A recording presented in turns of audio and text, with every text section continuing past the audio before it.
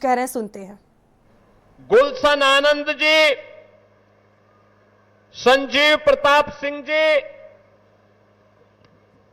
पूर्व मंत्री विनोद तिवारी जी, पूर्व विधायक किशनलाल राजपूत जी, महिला आयोग की सदस्य श्रीमती पुष्पा पांडे जी, जिला सहकारी बैंक के अध्यक्ष श्री सतपाल गंगवार जी,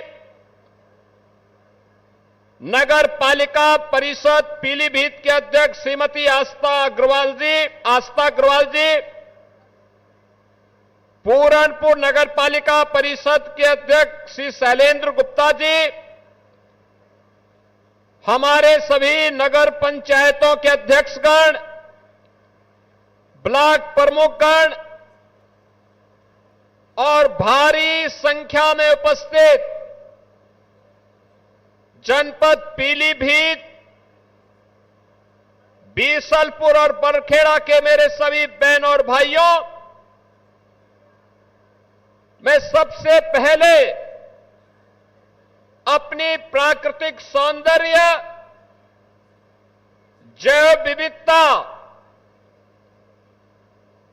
विश्व प्रसिद्ध टाइगर रिजर्व के लिए जाने वाला पीलीभीत और कृष्ण कन्हैया की मुरली को भी अपने हुनर से एक नई पहचान दिलाने वाली इस पावन धरा को कोटि कोटि नमन करते हुए आप सभी का मैं हृदय से अभिनंदन करता हूं। मैं आज बधाई देता हूं माननीय जितिन प्रसाद जी और हमारे दोनों विधायकों और यहां जनपद के सभी जनप्रतिनिधियों के परिश्रम और पुरुषार्थ के कारण आज लगभग 600 करोड़ रुपए की परियोजनाओं का सौगात, यहां का उपहार इन दोनों विधानसभा और जनपद को प्राप्त हो रहा है। और उससे भी बढ़कर विकास के साथ साथ अपनी विरासत को संरक्षित करने की इच्छा से आए हुए आज से लगभग 56 वर्ष पहले बांग्लादेश से निकाले हुए प्रताड़ित हिंदू, बौद्ध, जैन और सिख को प्रधानमंत्री मोदी जी के विजन के अनुरूप जनपद पीलीभीत में उनको पुनर्वासित करने और नागरिकता प्रदान करने के लिए मैं जिन लोगों को यह सुविधा प्राप्त हो रही है उन सभी को भी मैं हृदय से बधाई देता हूं, अपनी शुभकामनाएं देता हूं। बहनों और भाइयों, इन लोगों के लिए पुनर्जीवन है। अब ये सर्टिफिकेट प्राप्त होने के बाद कोई ताकत इनको निकाल नहीं सकती है, इनको अब पराया नहीं कह सकती है।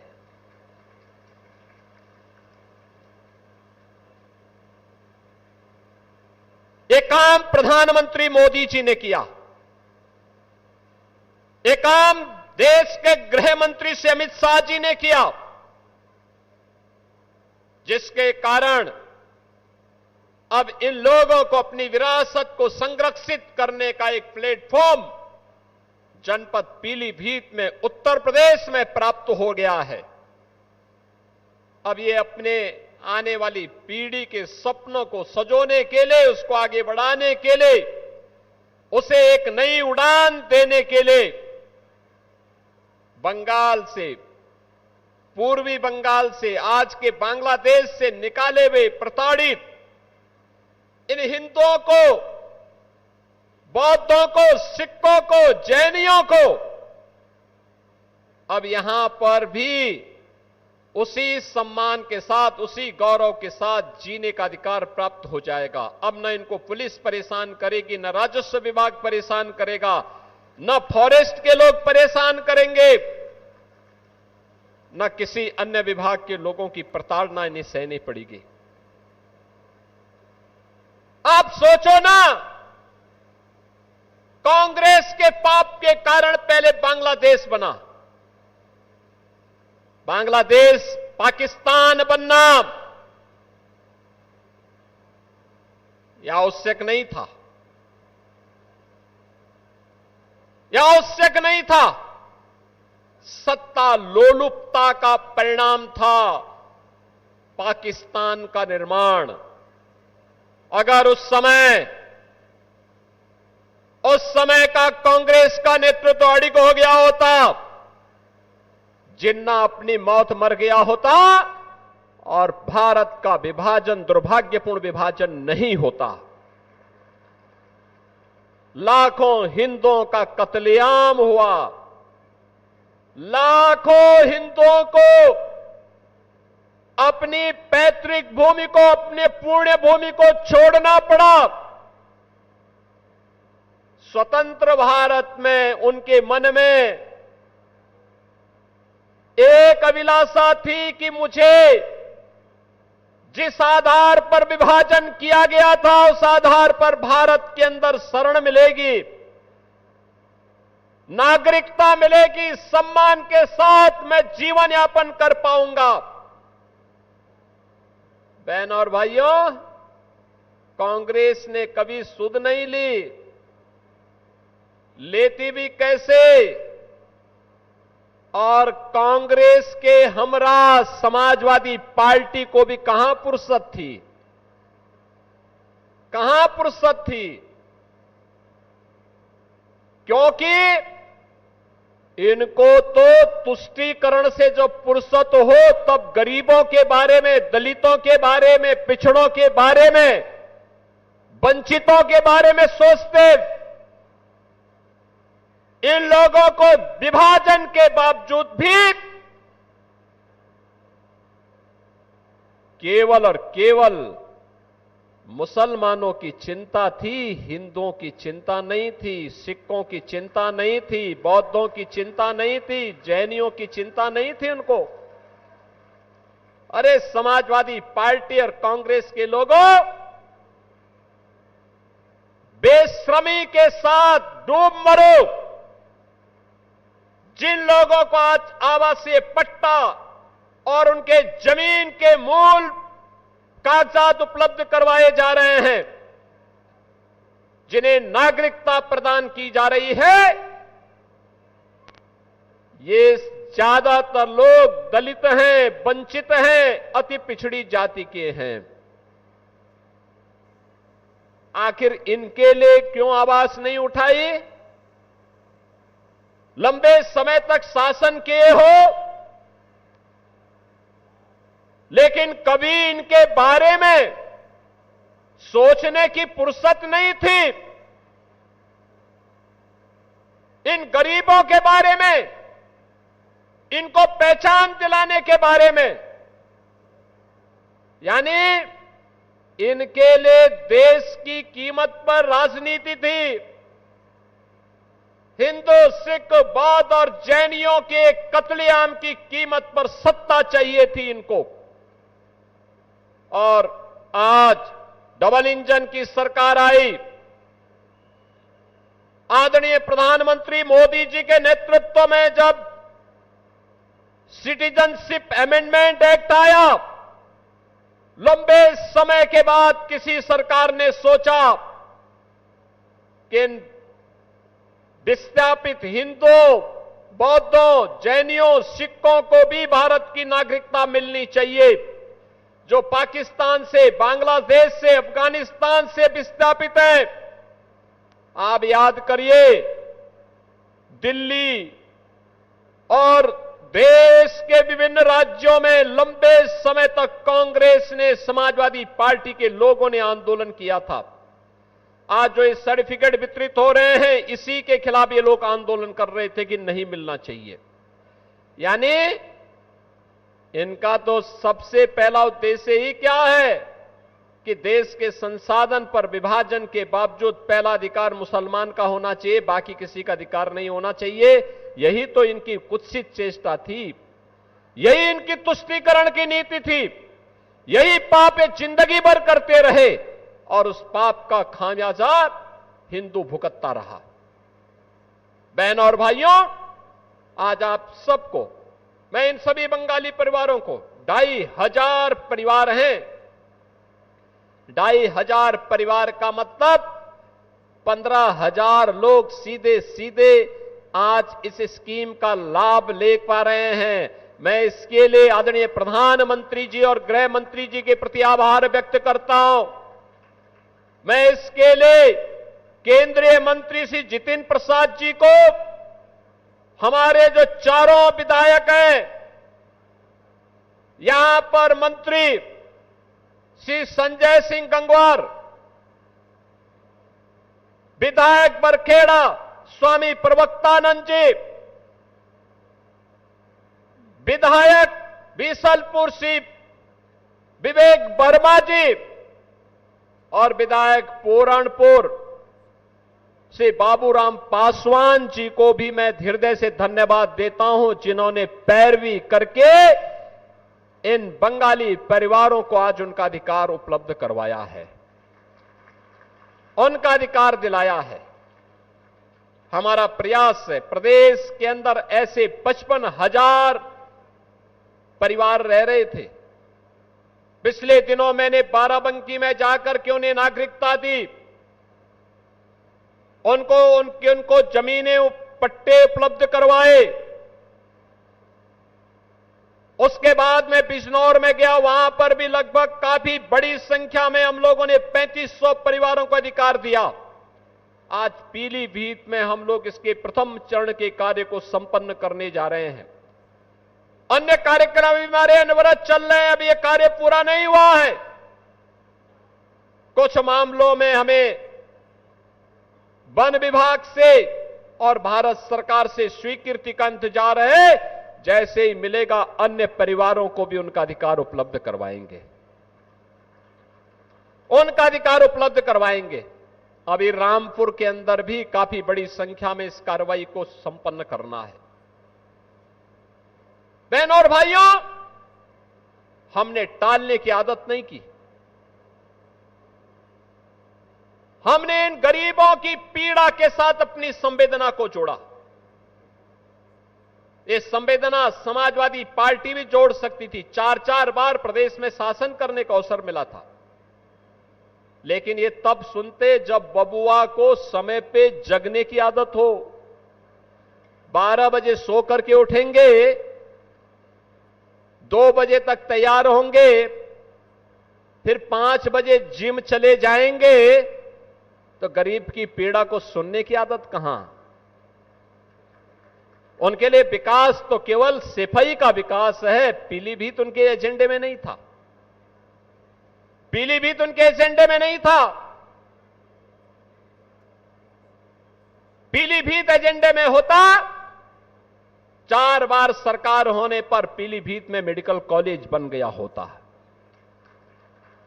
पीलीभीत की बांसुरी को पहचान मिल गई होती। पीलीभीत और लखीमपुर खीरी को जोड़ने वाला पुल का निर्माण हो गया होता। यहां के टाइगर रिजर्व को वैश्विक मान्यता भी मिल गई होती। इन गरीबों को उनके जमीन का अधिकार और नागरिकता का प्रमाण पत्र तब भी मिल गया होता। फुर्सत नहीं थी, फुर्सत नहीं थी, क्योंकि इनके लिए तो फुर्सत अपने परिवार के अलावा दुनिया के लिए इनके पास कोई फुर्सत है ही नहीं। परिवार तक सीमित रहने वाले लोग समाज का कल्याण नहीं कर सकते, देश का कल्याण नहीं कर सकते। और इसीलिए तो उत्तर प्रदेश की जनता जनार्दन ने इनकी साइकिल को पंचर करके इस लायक बना दिया कि वो चलने ही न पाए। क्योंकि वो साइकिल चलेगी तो दंगा करवाएगी, उपद्रव करवाएगी, कर्फ्यू लगाएगी, गुंडागिर्दी करेगी, बेटी की सुरक्षा में सेंध लगाएगी, व्यापारी के साथ लूटपाट करेगी, गुंडागिर्दी के माध्यम से समाज में सज्जन लोगों का जीना आराम कर देगी, गरीबों की जमीनों पर कब्जा करना, सार्वजनिक जमीनों पर कब्जा करना, जहां आज गौशालाएं बन रही हैं, ये जमीनें पहले 2017 के पहले किसी सपाई ने कब्जा की होंगी जरूर।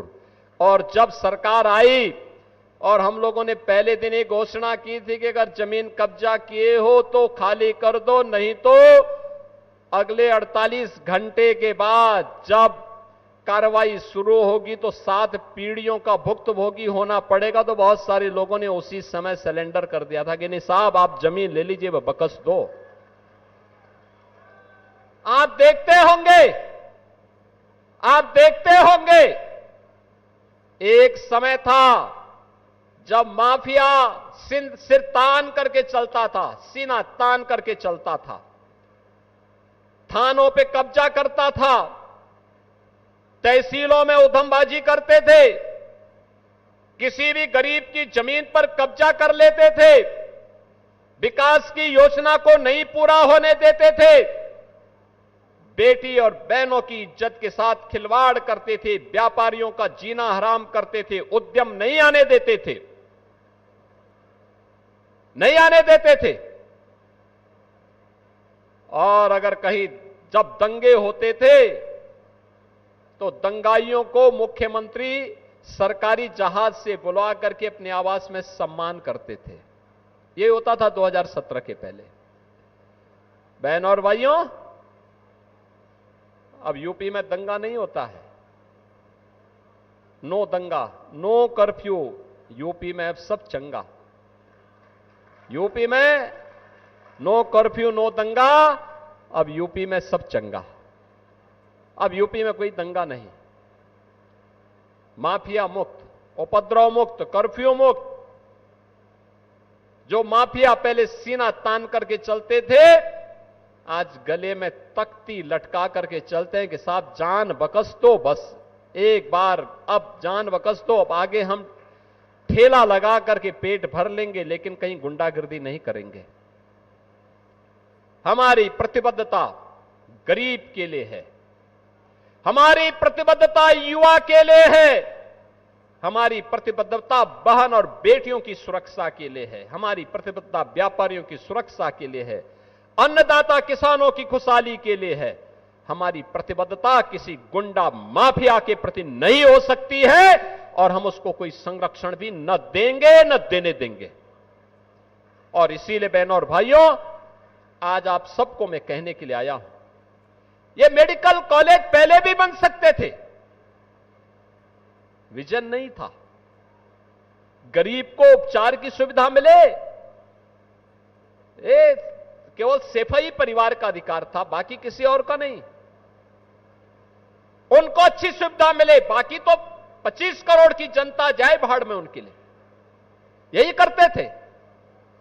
सब कुछ सेफई। पीलीभीत नहीं, लखीमपुर खीरी नहीं, बरेली नहीं, रामपुर नहीं, मुरादाबाद नहीं, बदायूं नहीं,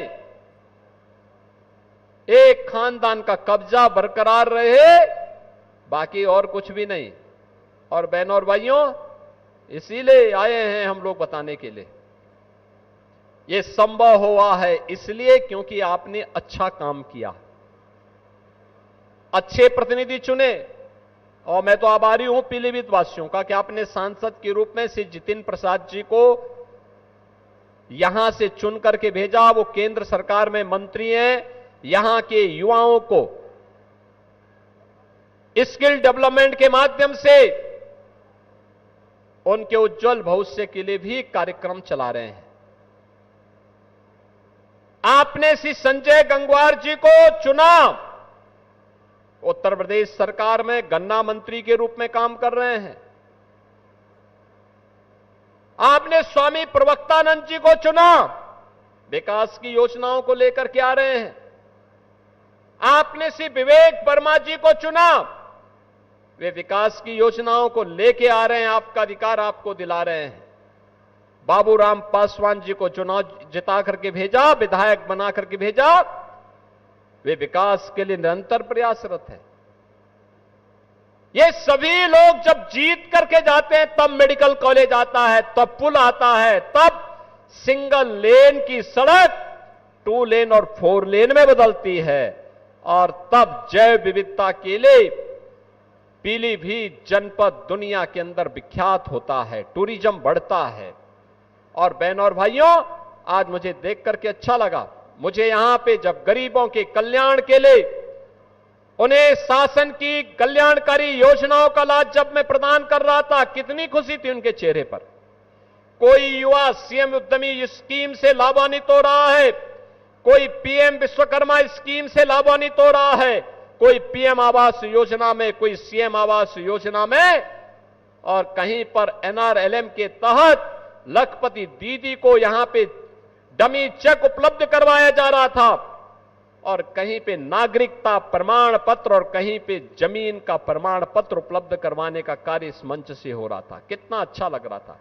पाने वाले लोग भी, आप सोचो उन बुजुर्गों की उम्र आज से 56 साल पहले जब वे लोग विस्थापित होकर के आए होंगे, 55-56 वर्ष पहले जब आए होंगे, तब उनकी उम्र 15 से 25 के बीच रही होगी। आज उम्र ढल चुकी है, आंखें तरस गई,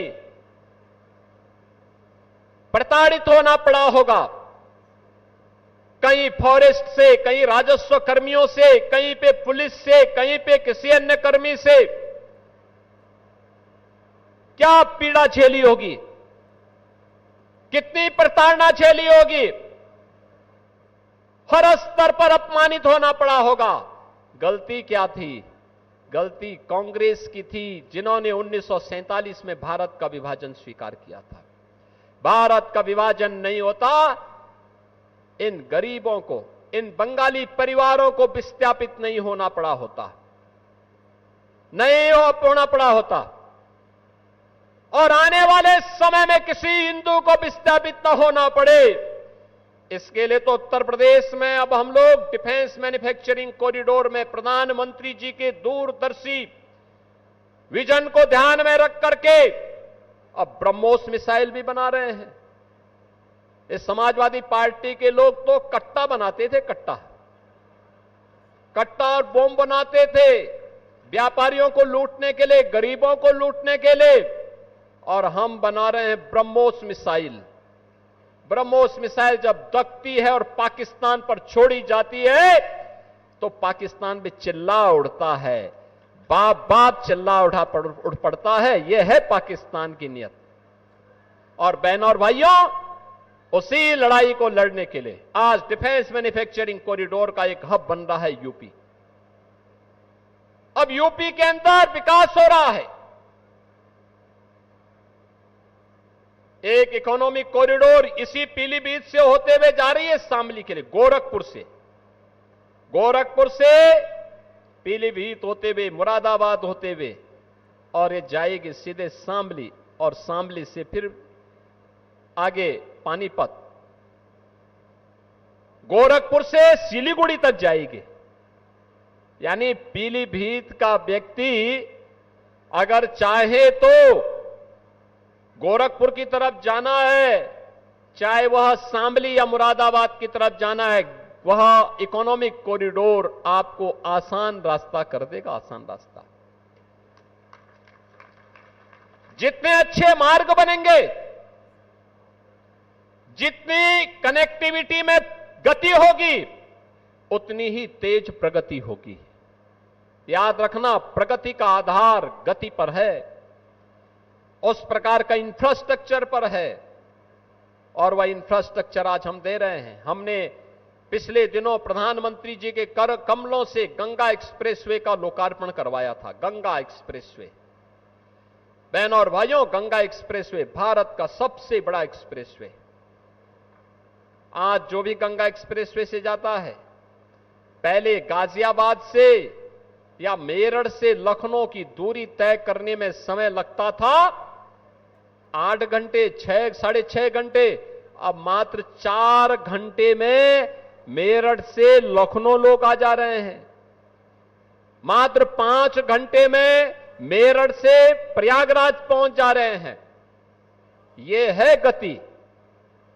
और यही गति जब इस प्रकार के वर्ल्ड क्लास इंफ्रास्ट्रक्चर के साथ जुड़ती है तो वही गति प्रगति के साथ जुड़ जाती है। और जब भी इंफ्रास्ट्रक्चर नहीं होता है, अच्छा इंफ्रास्ट्रक्चर, अच्छी रोडें नहीं होती हैं, अच्छे एयरपोर्ट नहीं होते हैं, रेलवे की अच्छी सुविधा नहीं होती है, तो तब अर्थव्यवस्था की दुर्गति होती है।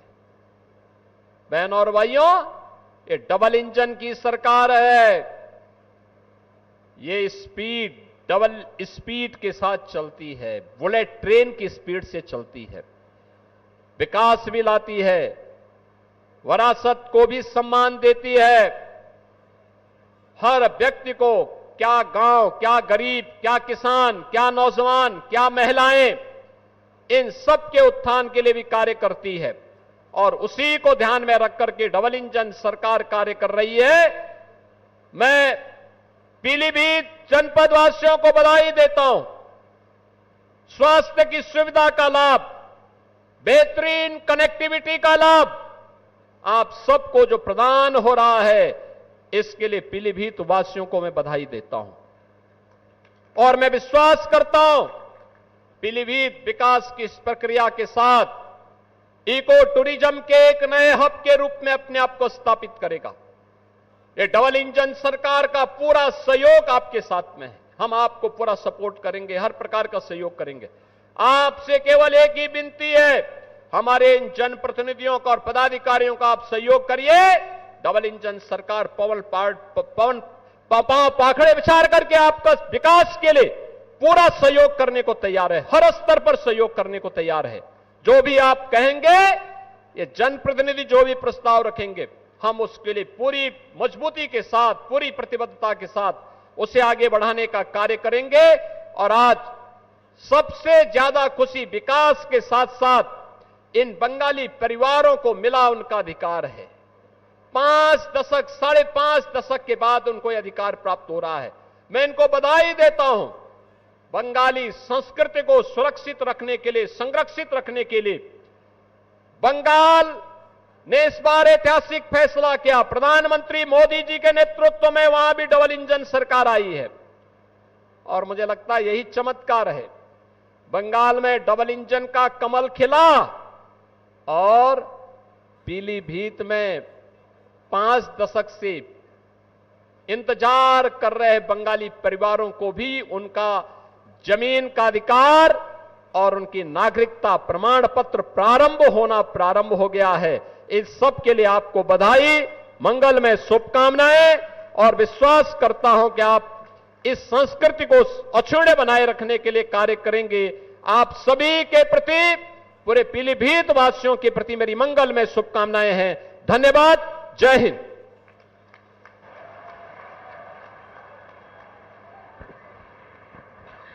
बहुत बहुत धन्यवाद।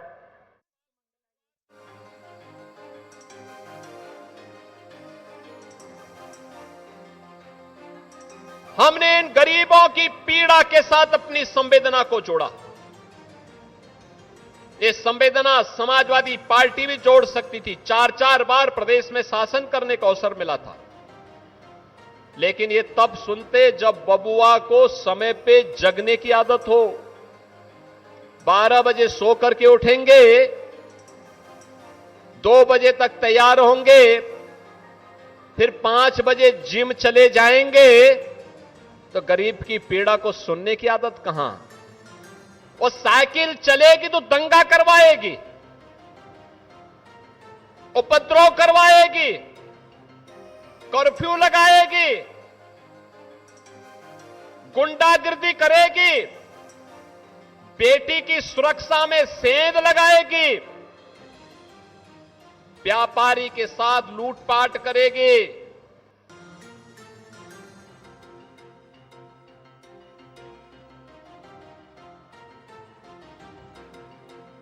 जोड़ों का दर्द